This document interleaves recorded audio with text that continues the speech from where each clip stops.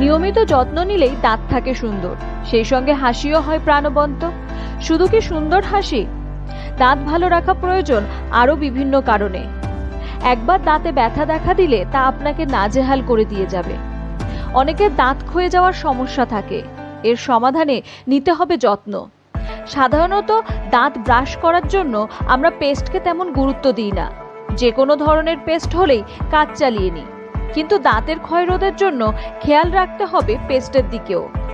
চেষ্টা করুন ভেষজ পেস্ট ব্যবহার করার, এতে ভালো থাকবে দাঁত। পাশাপাশি মান সম্পর্কে নিশ্চিত না হয়েই যে কোনো পেস্ট ব্যবহার করবেন না।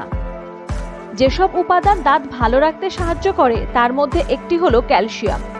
নিয়মিত ক্যালসিয়াম সমৃদ্ধ খাবার খান, এতে দাঁত শক্ত ও মজবুত হবে, দাঁতের ক্ষয়রোধ করা সম্ভব হবে। খাবারের তালিকায় যোগ করুন দুধ এবং দই।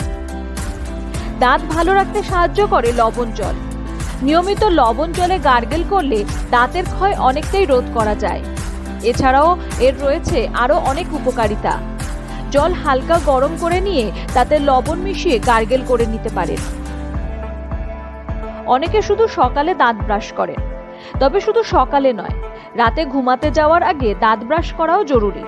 নয়তো সারা রাত মুখের ভেতরে জীবাণুদের উৎসব চলতে পারে। প্রতিদিন তাই সকাল ও রাতে দাঁত ব্রাশ করার অভ্যাস করুন।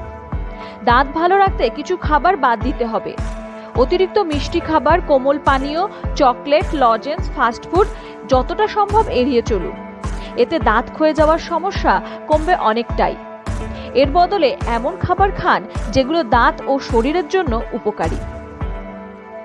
অনেকে মুখে দুর্গন্ধের সমস্যা থাকে, এই সমস্যা নিয়ে বিব্রতকর অবস্থায় পড়েন অনেকেই। এটি থেকে বাঁচতে নিয়মিত দাঁত ব্রাশ করার পাশাপাশি মাউথ ফ্রেশনারও ব্যবহার করুন। এতে মুখের দুর্গন্ধ দূর হওয়ার পাশাপাশি দাঁতও থাকে